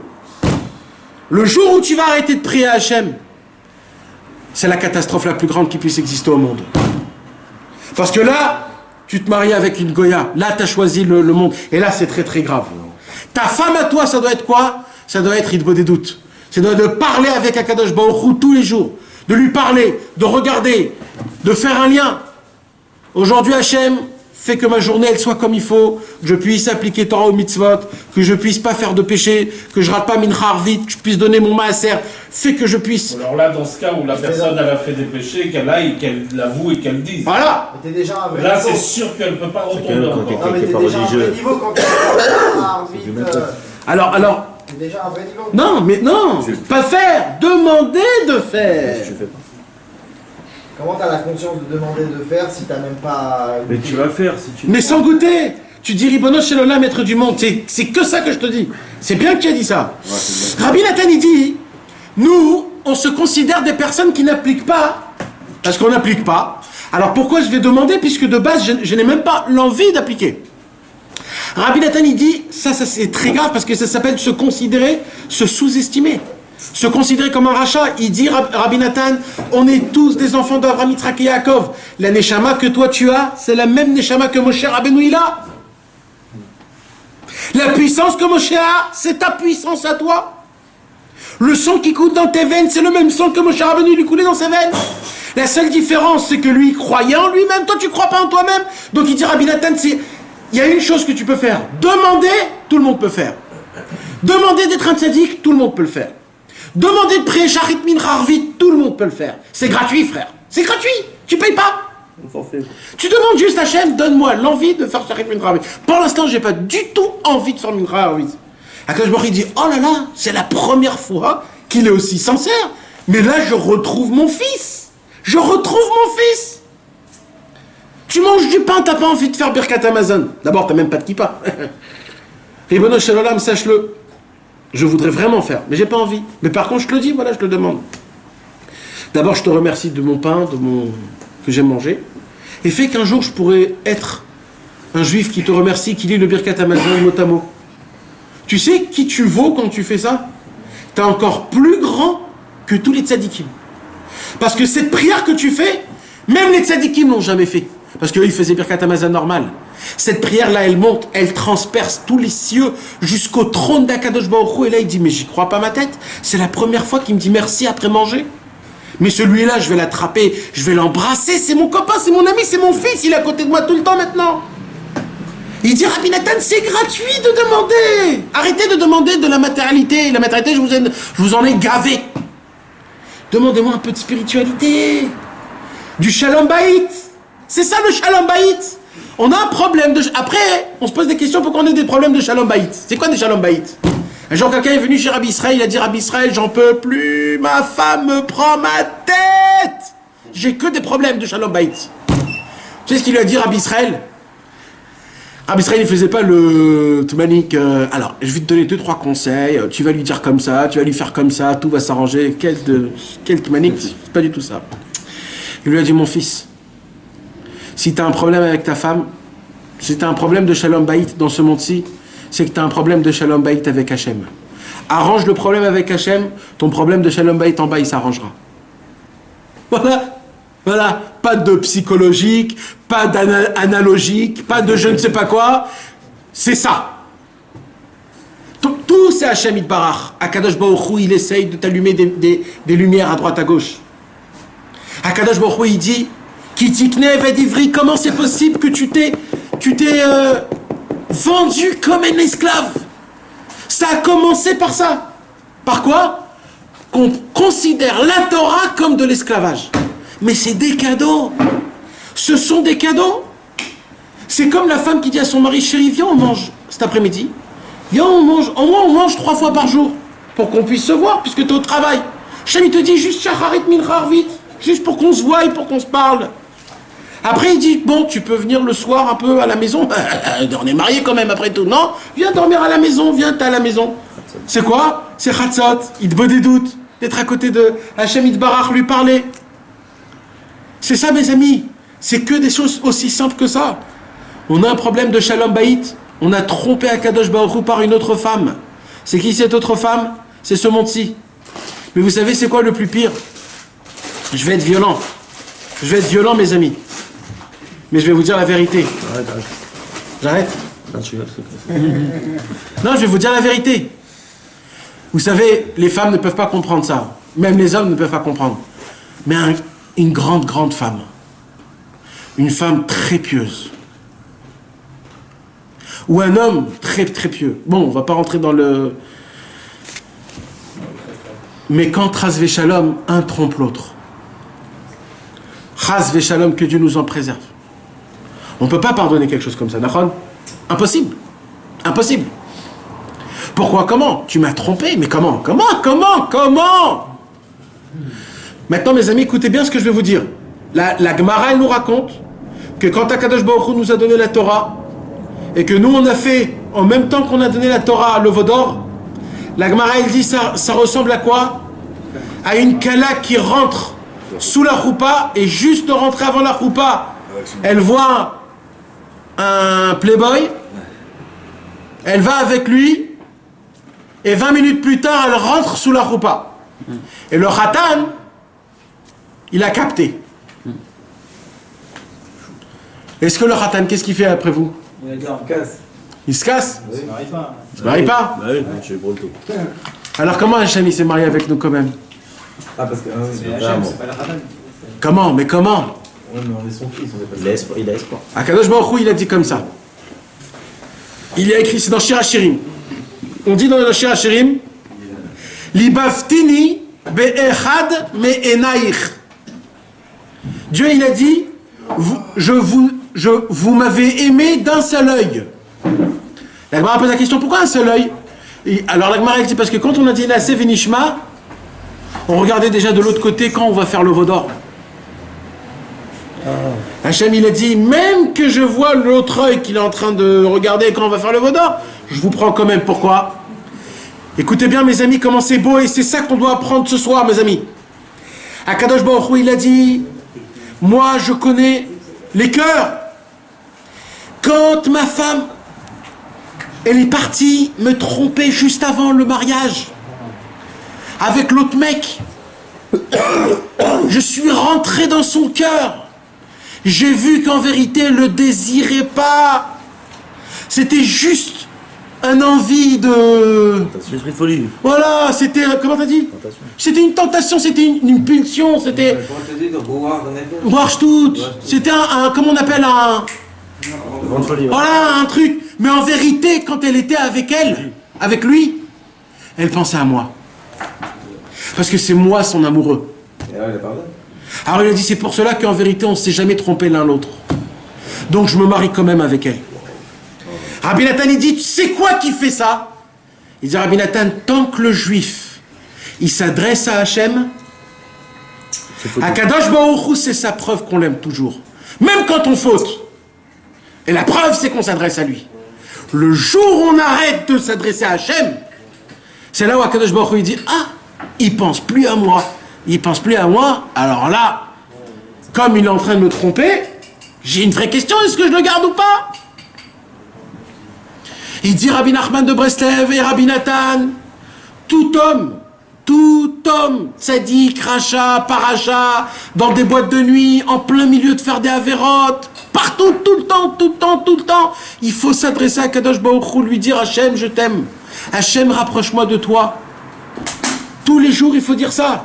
Tous les jours, il faut dire ça, mes amis. T'as pas vraiment conscience quand t'es pas là. On s'en fout. Il faut que ça soit rien que de ta bouche. Parce que ta neshama... Est-ce que c'est hypocrite? Est-ce que tu peux Même c'est hypocrite, t'as dit. Nous encore, on est là, on est avec la kippa, on t'écoute, on a une petite sensibilité. Ouais. Quand t'es dans les boîtes de nuit, Ouais. quand on était nous, Ouais. il y a 5 ans, 6 ans, 7 ans, Dieu, on le connaissait, on était là, c'était sympa. Ouais. Et tu penses pas à lui parler quand t'es en... Alors écoute-moi bien mon frère. Écoute-moi bien mon frère. Quand à 8 jours, on t'a fait la Brit Mila. Tu sais ce que c'est la Brit Mila qu'on a fait? L'alliance. C'est quoi cette Brit Mila? Ton père a pris du sang, ton sang, ta vie à 8 jours. Il a sacrifié à Kadosh Baruch Hu. Tu peux monter et descendre mon frère. Tu peux monter et descendre. Tu peux travailler, souffrir pour enlever la émouna que tu as de Hachem. Tu ne pourras pas jamais l'enlever. Jamais. Le sang que tu as versé, ce bout de prépuce que tu as jeté par terre, pour Hachem Yitbarach à son honneur, même que tu avais 8 jours et que tu ne te rappelles pas. Donc, ton père, il t'a créé dans ton cœur, dans ta neshama, une puissance de vouloir, de faire partir d'Akadosh Baruch Hu, que tu le veuilles ou pas. La seule différence, je le répète et je te dis, la seule différence, c'est que tu n'es pas au courant. Mais toute la puissance est en toi, frère. Il dit Rabbi Nachman, vous savez Rabbi Nachman, ça c'est mon rêve d'un jour de faire des cours sur ça. Rabbi Nachman a écrit un poème. Vous savez ça que Rabbi Nachman a écrit un poème? Rabbi Nachman a écrit un poème, un chant d'amour envers Hachem.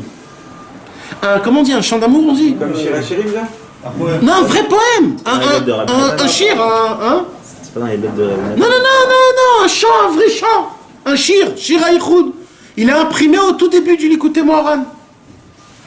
Là-bas, il dit Rabbi Nachman, vous savez à qui on ressemble, nous les juifs? On ressemble à un éléphant à côté d'une souris. Que quand l'éléphant, il voit la souris, il commence à être en panique. Pourquoi? Parce qu'il a très peur de la souris, parce qu'il croit que la souris, elle peut rentrer dans sa trompe, lui bouffer le crâne. Il dit Rabbi Nachman, mais est-ce qu'elle ne sait pas la souris? C'est qu'avec un éternuement de sa trompe, il peut la faire balader à 150 000 km. Avec un seul truc, il écrase complètement, mais lui, il ne voit pas sa grandeur, l'éléphant. L'éléphant, il ne voit pas sa grandeur, il ne peut pas tourner sa tête, il ne voit pas comment il est grand. Hachem, il a créé des oreilles pour que ça lui cache sa grandeur. Ben, c'est écrit comme ça. Hachem a fait que l'éléphant ne voit pas sa grandeur. S'il regardait sa grandeur, ça sera lui, le roi de tous les animaux. Alors il dit, vous les juifs, vous ne connaissez pas vos forces. Parce que si vous connaissez vos forces, le Yetzer Hara, en vérité, il est comme la souris. Le Yetzer Hara, on fait comme ça, on l'éclate. On l'éclate. On l'éclate, on ne sait pas combien on est des personnes fortes. On n'est pas au courant. Mais quand t'es au courant, t'es dans le mal. Pourquoi t'es dans le mal? Non, que t'es dans le mal. Ah non, mais pas... Oui, mais pas... Quand t'es pas au courant que t'es dans le mal. Et que c'est de génération en génération. Et que C'est vrai que la seule différence, c'est que tu sais pas. Ouais, c'est pour ça qu'il faut... Oui, c'est pour ça qu'il faut venir dans des cours et apprendre. Oui. Mais moi, je dis que même quand c'est difficile à y croire, parce que des fois, c'est difficile à y croire. Je dis, voilà, j'ai pas envie d'appliquer. C'est ça, moi. J'ai pas envie d'appliquer, c'est difficile pour moi. J'arrive pas. Alors il dit Rabbi Nachman, non, ne te regarde pas de cette façon-là. Regarde-toi de comment Hachem, il te regarde. Hachem, il regarde ta neshama, il regarde pas ton corps. Ta neshama, on peut pas l'abîmer. La neshama, c'est comme du yahalom, comment on dit? C'est comme un diamant. Comment vous m'avez tous dit diamant? C'est des diamants. Qu'est-ce qui se passe dans le diamant? Un diamant, tu peux pas le rayer. Un diamant, tu peux pas. Pourquoi? Parce qu'il est toujours lisse, il est très fort. La neshama, on ne peut pas l'abîmer, la neshama. On abîme le corps, mais pas la neshama. Quand Akadosh Baruch Hu, il te regarde, il regarde ta neshama, il regarde comment tu es né depuis le début, il regarde pas tes fautes. Regarde-toi comment Hachem, il te regarde. Comment? Demande-lui. Il dit Rabbi Nathan, c'est gratuit de demander. Et là, il dit Rabbi Nathan, maintenant vous comprenez. Comprenez pourquoi les premières halachot après les 10 commandements, c'est ça. Vous voulez savoir le secret de toute la Torah, de tout le mariage entre moi et vous, le lien et l'amour qu'on doit avoir avec nous, c'est une seule chose. La prière. Ça veut dire quoi? Demander. Pas demander. T'es chatfouti, comment on dit? Hein? Partagez. Racontez-moi, Hachamidi. Partagez avec moi. Partagez-moi dans votre vie. Faites-moi montrer que je suis avec vous. Racontez-moi, dites-moi, parlez de moi.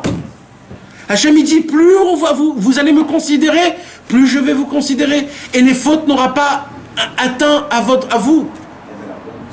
Et il dit, tant que tu seras avec cette Goya, tant que tu es marié, cette Goya n'a pas emprise sur toi. C'est quand que la Goya elle a emprise sur toi, quand tu n'es pas marié. Ouais, c'est quand tu pries pas. C'est quand tu pries pas que la Chas Shalom se monte il a emprise sur toi. Tant que tu pries, aucun péché a une emprise sur toi. T'es fort béton armé. C'est ça tout le secret de Mishpatim. Maintenant plus que ça. Le premier pasouk de Mishpatim. Écoutez bien mes amis. Ve'ele amishpatim, ve'ele amishpatim asher tasim lifneem. Il y a 5 mots dans le premier pasouk de Parashat Mishpatim. Pourquoi il y a 5 mots dans Parashat Mishpatim? Les 5 mots équivalents aux 5 livres de la Torah. Bereshit, Shemot, Vaikra, Bamidbar, Devarim. Tout est inclus dans tout le Sefer Torah. Tous les 5 livres de la Torah, le secret des 5 livres de la Torah, c'est si on fait la tfila. Si on arrive à lier la Torah avec la tfila. C'est la raison pour laquelle le premier livre de la tefila, c'est quoi? Tehilim. Combien de livres de Tehilim il y a? 5. Chaque livre de Tehilim équivalent à chaque livre de la Torah. La première chose que David Amelech il a fait, c'est de lier la Torah avec la tefila. C'est d'ailleurs la raison pour laquelle Rabbi Israël, le premier livre qu'il a écrit, c'est le Kitvé. C'est Torah ou Tefila, les 3 tomes. Mes amis, combien c'est important de lire le Kitvé? De faire sur chaque Torah Tefila, il dit Rabbi Nachman de Breslev.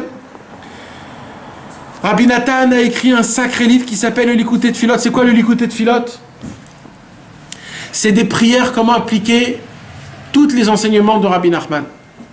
Rabbi Nathan, il s'est dit, c'est bien, Rabbi Nachman, il a dévoilé des Torot, des enseignements, qu'ils sont très difficiles à appliquer.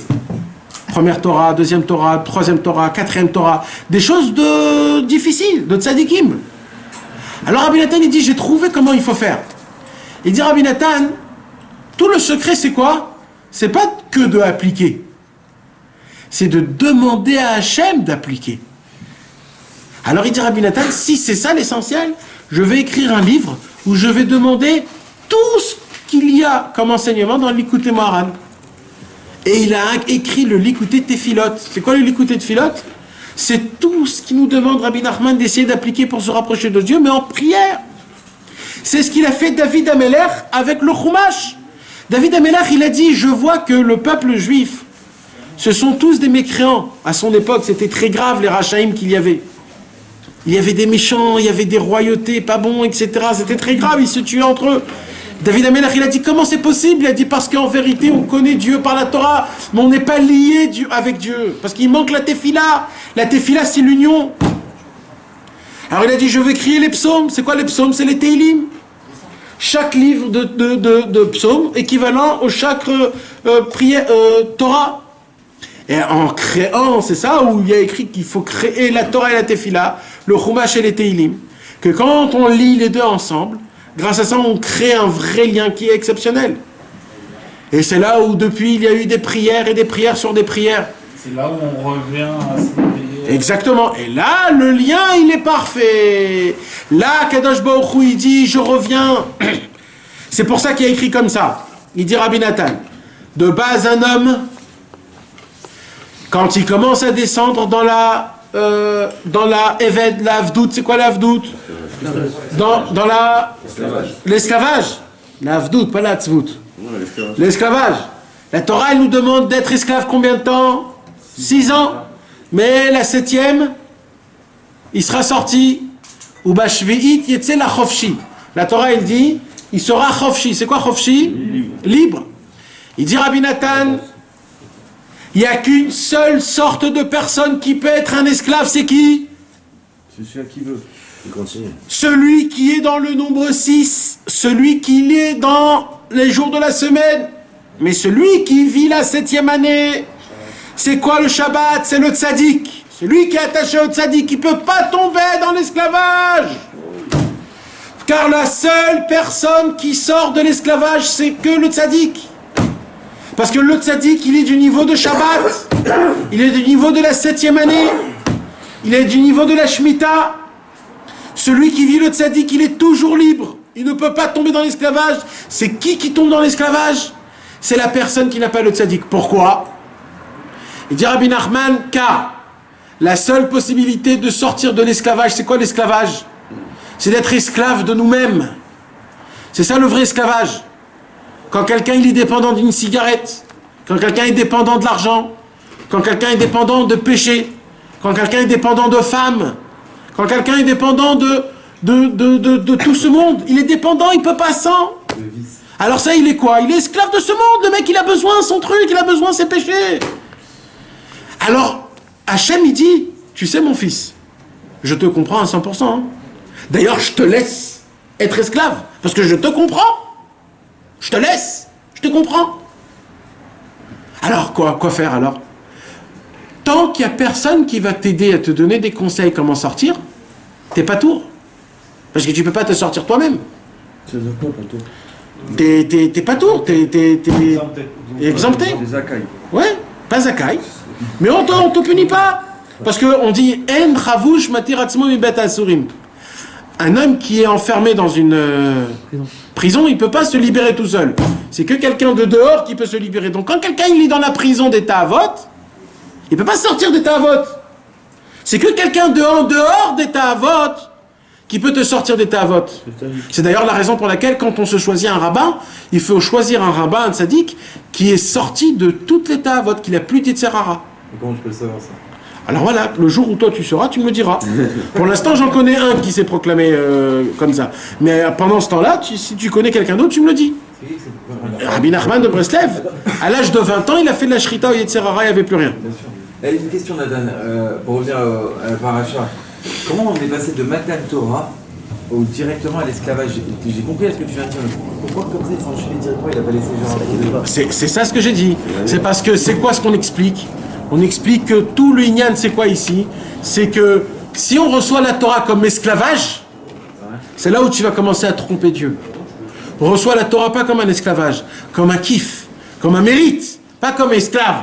Je dois mettre mes tefs le matin. Non, c'est le jour où tu as commencé à appliquer la Torah comme un esclave que là tout va tomber. Et là, tout ce qui va se passer là, tu vas frapper quelqu'un, une femme enceinte qui va truc, tous les délires qu'il y a écrit dans cette paracha, ça commence parce que tu as considéré Hachem comme un chef et que toi tu appliques les choses comme un esclavage. Bah, à notre niveau, Nathan, comment on fait pour briser cette routine de... Voilà. À notre niveau, ouais. Encore une fois, je répète, il n'y a pas plus simple que demander. Si un matin je me lève, je mets les têtes parce qu'il faut les mettre. Demande à Hachem, c'est gratuit. Hachem, je veux mettre mes tefs meilleurs. Il n'y a que ça, mon frère. Il n'y a rien d'autre. Il n'y a rien d'autre. Simple. C'est aussi simple que ça, partout, dans chaque chose. Quand tu manges, tu dis Hachem, je voudrais manger un peu mieux. Je voudrais être ton prince. Je voudrais être un fils d'un roi noble. Je veux garder mon brit. Je veux garder mes yeux. Je veux garder ma pensée. Demandez à Hachem. C'est que comme ça qu'on va avancer. Il n'y a aucun autre chose. Rien d'autre. N'allez pas prendre aucun autre conseil. Le seul conseil, c'est déjà de demander. De vouloir déjà, d'avoir une volonté. D'y penser. Mais demander, tant que vous demandez, c'est pas grave après ce qui se passe. Parce que vous êtes marié avec Hachem. La demande, c'est que vous vous mariez avec Hachem. Alors je reviens sur ce que j'ai dit. Qu'est-ce que j'étais en train de dire? On est exempté. Ouais. Et tu nous as expliqué le fait de pouvoir enchaîner Matan Torah direct avec l'esclavage. Donc tant que je suis dans la prison des Ta'avot, je ne peux pas sortir tout seul. Pourquoi? Parce que j'ai besoin de quelqu'un qui a complètement tué son Yetzerara pour que lui me sorte de mon Yetzerara à moi. Donc j'ai besoin d'un tzaddik qui me donne des conseils.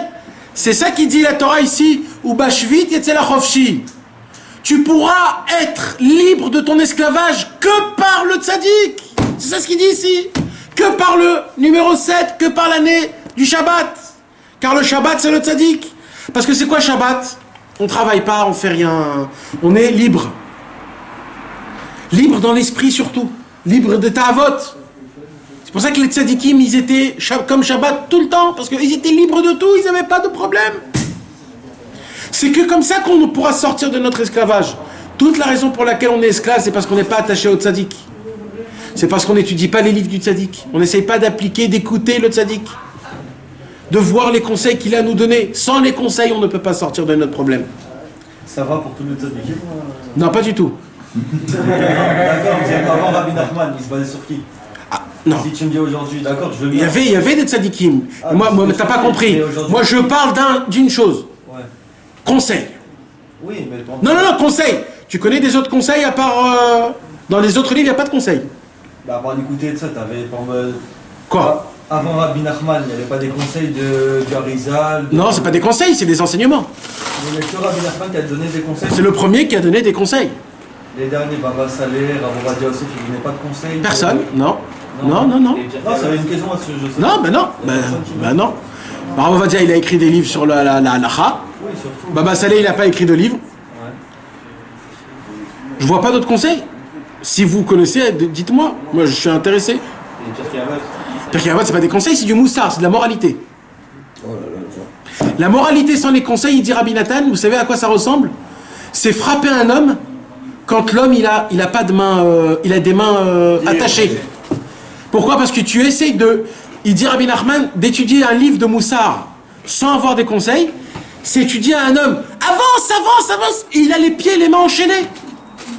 Avance, mais j'ai les pieds et les mains enchaînés. Il a pas de truc. Il dit Rabbi Nathan, mais vous êtes fous les gars. À l'époque on pouvait avoir du moussard, mais aujourd'hui on peut plus. Parce qu'aujourd'hui j'ai pas besoin de moussard, j'ai besoin qu'on m'aide. C'est les envoyés du roi qui va pas s'en sortir. Conseil. Comme il dit Rabbi Nachman, avant d'appliquer, demandez. Tfila. Fais tout une fila. Deuxième chose, crée d'abord la volonté. Renforce-toi d'abord dans la volonté. Mais c'est avec Rabbi Nachman qui a fait ça, qui a écrit ça. En disant d'abord que la volonté. Ah oui mon frère. Oui mon frère. Rabbi Nachman il a dit tout c'est que la volonté. Tout commence et tout se termine que par la volonté.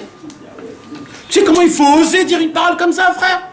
Il faut oser, il faut être balèze pour dire une parole pareille. C'est pas aussi comme ça.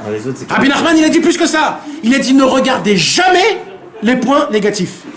Tu sais comment il faut être balèze pour dire un truc comme ça? Tout le monde ils te disent non, il faut regarder, il faut faire tes chouvas, il faut se travailler. Rabbi il dit tu sais quoi? Tous tes points négatifs, je m'occupe. Tous tes péchés, je m'occupe. Avance toi. Toi juste avance, ne regarde pas derrière. Tous les dégâts que tu fais, je suis derrière, je suis en train de réparer moi. Toi juste avance. Rabbi il vient, il dit mon frère, le désespoir n'existe pas. Ah ouais, comment Rabbi Nachman tu t'avances en disant le désespoir n'existe pas? Pourquoi tu connais le mec? Tu sais ce qu'il a fait? Tu connais toi les péchés de 2018 aujourd'hui, les délires qu'il y a? Mais il connaissait pas Rabbeinu. Mais Vadaï qui connaissait Rabbeinu. Il a tout connu, il a tout vu. Il a dit frère, le désespoir n'existe pas. Je me tiens devant toi. Les flammes de l'enfer. Ça s'appelle du renforcement. D'accord? La moralité c'est quoi? C'est tu prends des coups de poing et t'en peux plus. Il n'y a pas trop de sauver. Un jour, il y avait un roi. Un roi fort comme jamais il y a eu.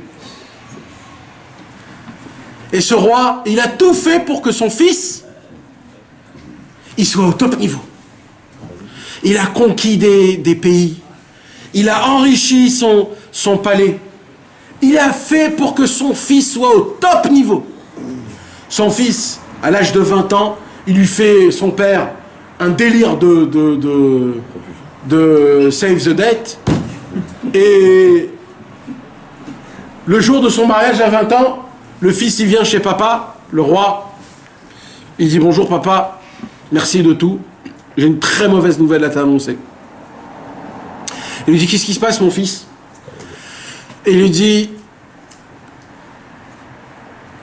je pars du royaume. Hasta la vista baby. Il lui dit quoi? Tout ce que j'ai fait c'est pour toi. Tu me dis, Tout ce que j'ai fait c'est pour toi. Il lui dit papa, toi t'as conquéri, je vais être comme toi. Moi aussi je veux conquérir. Moi aussi je veux me battre pour moi-même.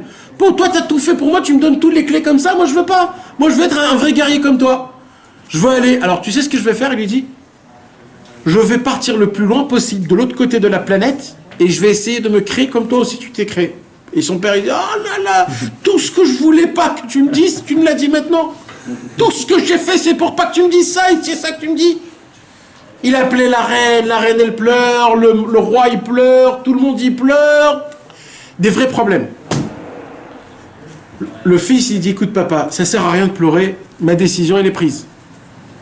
Bon, le roi il dit bon, laisse-moi juste t'aider dans ton voyage.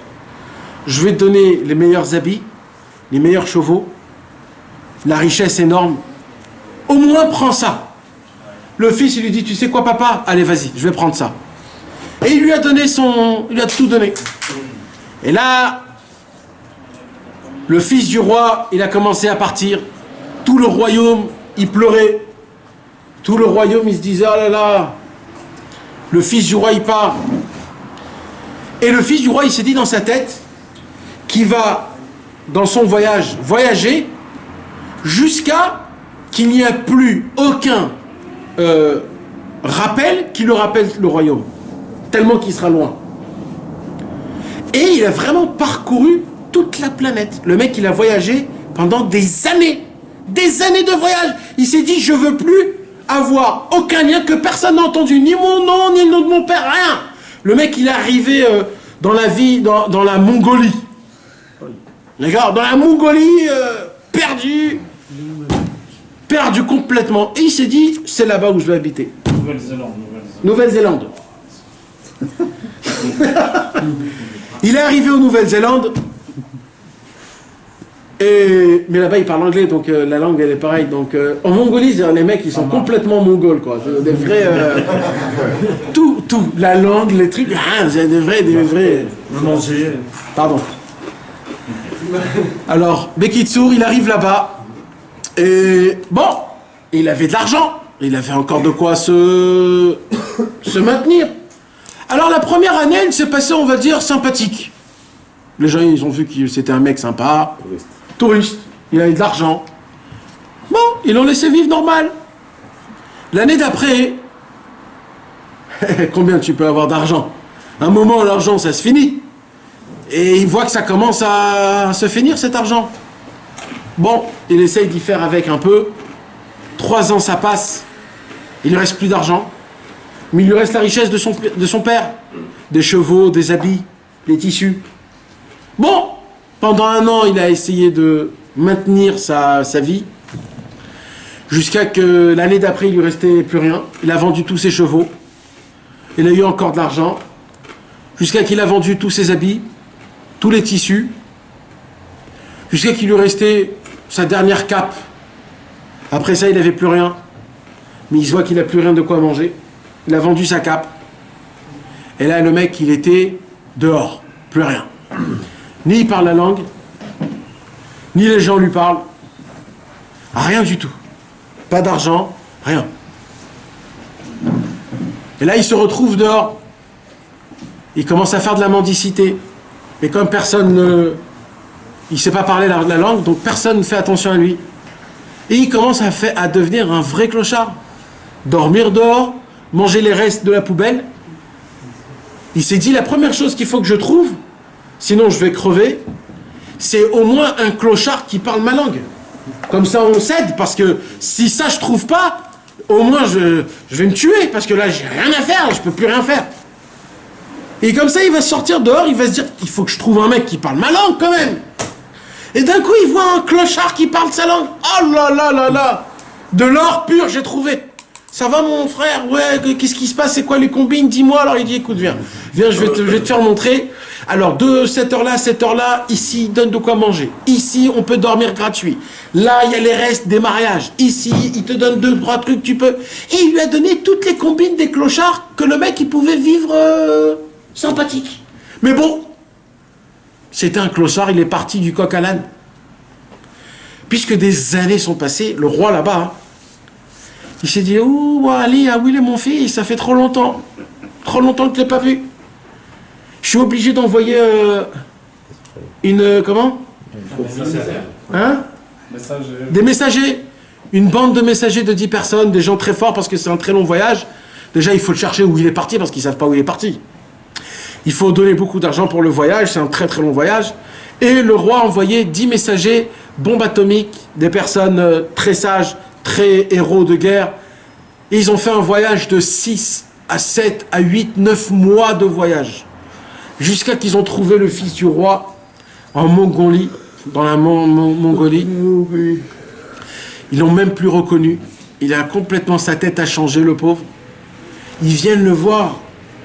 Fils de roi, prince. Il se prosterne. Qu'est-ce qui vous arrive? Comment vous avez laissé votre roi, votre père? Votre maman pense à vous? Comment c'est possible?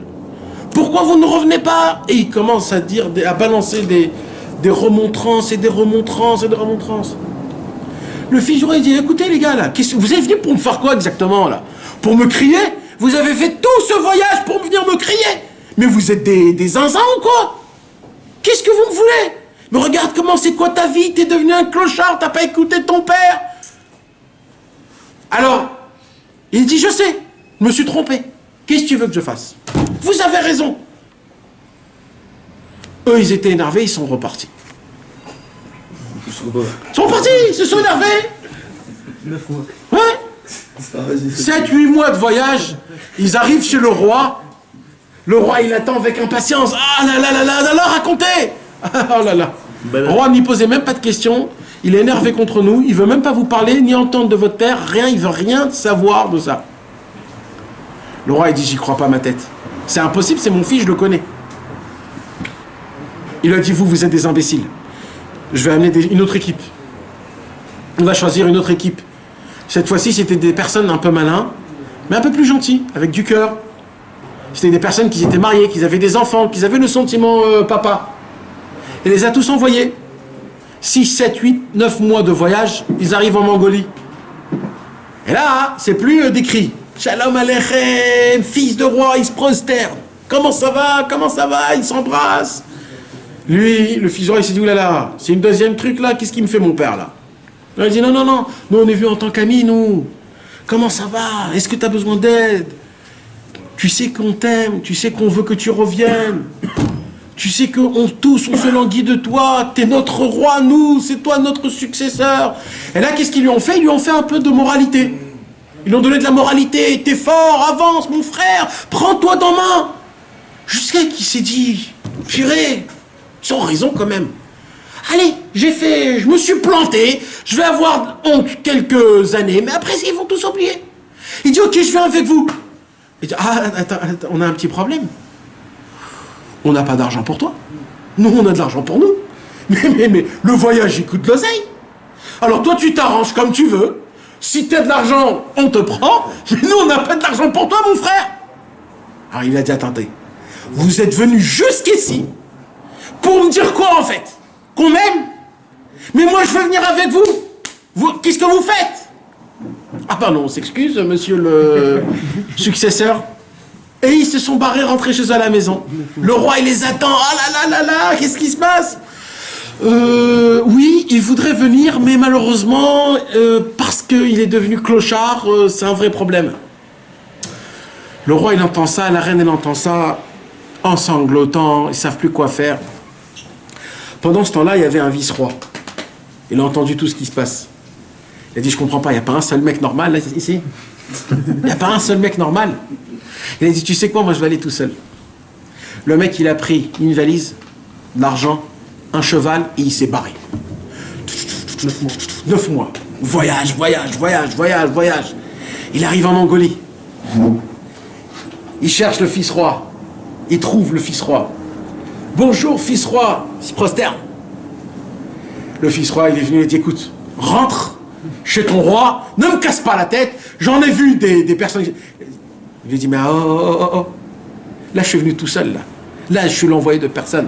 Là, c'est moi qui viens vers toi. Tu te rappelles pas qu'on était des frères, des amis? Moi, je suis pas des conseillers. Moi, je suis ton ami. Comment ça va? Ah, ça va, ils s'embrassent. Oh, ça va, là, je préfère, etc., etc. Et là, le fils roi, il lui dit, mais dis-moi, mon père, il envoie des envoyés. Et lui, il peut pas venir, lui. C'est lui le roi, il peut pas venir, il m'envoie des mecs qui savent pas comment parler. Sans argent. Sans argent, sans rien. Mais il se moque de moi, ce père, ou quoi? C'est ça le grand roi. Et là, le vice-roi, il se lève. Il attrape comme ça. Malheur au fils qui connaît pas son père. Tu t'es jamais posé la question que depuis que tu es venu en Mongolie, tout était ouvert pour toi. Tu avais toujours de quoi dormir, ou manger, ou t'habiller. C'était qui ton copain clochard qui parlait ta langue, qui t'a donné toutes les combines? C'était ton père. Le jour où t'as raté, où t'es parti du royaume, il est parti avec toi. Il s'est déguisé. Il a dit, si mon fils il veut faire son délire, eh ben qu'il aille avec. Moi j'irai avec lui. Je vais me faire son délire. Là où il aura besoin de quelque chose, c'est moi qui va longer à droite à gauche. Toute la Mongolie, je l'ai achetée, elle m'appartient, il appartient à ton père. C'est toi ici le roi sans que tu le saches. Et toi tu dis où il est ton père. Ton père, c'est ce clochard que tu as considéré comme un clochard, qui t'a donné toutes les portes, tout ce qu'il fallait. Tu crois vraiment qu'un clochard, il est aussi... qu'il a des heures où il faut manger, où il faut dormir, où il faut s'habiller? Mais ça n'existe pas des clochards comme ça. Mais toi, t'as été nourri logé, ça fait 50 ans que t'es nourri logé en Mongolie. Tu te poses pas la question, c'est pas louche pour toi? Un jour, on dit à Hachem, laisse-moi tranquille s'il te plaît, je veux kiffer ce monde. À cet âge-là, on a à peu près 14-15 ans, on se prend pour des gabarits. Voilà, et là on commence à faire les 400 coups, et on fait des bêtises, Chaval al Azman. On va faire toutes les bêtises possibles. On va tout goûter, on va tout toucher, on va tout délirer. Le jour où on est allé tellement loin, alors Akadosh Baruch Hu, il a envoyé en premier temps une première cavalerie. La première cavalerie, c'était la cavalerie des tzadikim qui sont venus en te disant « Malheur, Gehinnom, punition, 400 jeunes d'affilée, mortification dans des fourmis, dans du feu, dans des trucs. » Mais Kitso, ils t'ont envoyé, ils t'ont fait la rasra. Nous, on est là, on est déjà en train d'agoniser. On dit, oh là là, qu'est-ce qui m'arrive? C'est quoi? C'est ça la Torah, alors dégagez. Je ne veux pas entendre parler de cette Torah, ni de ce Dieu-là. D'abord, il a dit, oh là là, il faut que je change vite de stratégie. On va envoyer des personnes un peu plus gentilles. Là, il a envoyé les balais moussards. C'est quoi les balais moussards? La moralité. Là, ils sont un peu plus gentils. Là, c'est pas rasra, c'est pas peur. Mais c'est, frère, allez, avance-toi, il faut, vas-y, prends-toi. Alors, au début, ça me donne de la force. Mais je dis, mais je te promets, je te jure, j'essaye, j'arrive pas. Mais non, il faut. Mais j'arrive pas, frère, j'arrive pas. Il faut, continue, lève-toi. Mais j'arrive pas. Donne-moi un conseil. Ah, j'ai pas de conseil. Il dit, c'est là où il dit, j'ai pas de conseil. Je peux venir, mais j'ai pas d'argent. Ouais, je peux pas appliquer. Je peux pas ne pas voir de femme, je peux pas ne pas fumer, je ne peux pas. Et là, en haut, il y en a un qui a dit, mais attends, ça va, c'est quand que ça va se terminer, cette histoire? Je vais descendre en bas et je vais leur dire, Hachem, Itra, Imcha, Etzlecha, Karov Elecha. Dieu ne t'a jamais quitté, Dieu il est avec toi. Dieu il est là ici avec toi, appelle-le, parle-le, montre-lui que tu es son fils. Tu t'es jamais écarté de Dieu, tu es resté le même enfant depuis la création du monde. Tu es le même juif avant la création du monde qui était sous le trône en disant Hachem, on veut te glorifier. Tu es le même juif qui est dans Avraham, Yitzhak et Yaakov, dans la même chose. C'est ça Dieu, il était à côté de toi. Il t'a ouvert toutes les portes dans tous les chemins, il t'a jamais quitté, il est là. Juste parle-le. Parle-lui. Fais-lui montrer que toi aussi tu as fait. Il veut que juste ça. Le jour où le clochard, il fait attention que son fils, il dit papa, je m'excuse. Elle lui dit allez, baba, on rentre à la maison, maman t'attend. Le jour où on va commencer à parler avec Hachem, Hachem il va dire ça y est baba, t'as compris? Allez, on va commencer à rentrer à la maison. Et là on va commencer à découvrir comment Hachem il nous aime. C'est quoi le vrai service divin? Commencer à vraiment kiffer, pas esclave. On va vraiment kiffer. On va être le vrai fils du roi. Palais, argent, oseille, honneur, tout. On aura tout. Pour l'instant, on est des esclaves. On est le clochard qui croit encore qu'il peut se faire tout seul. Mais c'est complètement faux. Comment on peut sortir de l'esclavage? La libération c'est le Shabbat. Le Shabbat, c'est le tzaddik. C'est que le tzaddik qui a la possibilité de te faire montrer que ce monde-ci, c'est un monde d'esclavage. Il y a un monde qui peut te faire montrer la liberté. Freedom! Oui, c'est ça, mes amis. C'est d'être libre de ce monde. Libre de ce Yetzer Hara. Pas être envoûté, dépendant de tout cette manigance-là. Et c'est ça la raison pour laquelle le commencement de toutes les lois de la Torah commence par quoi?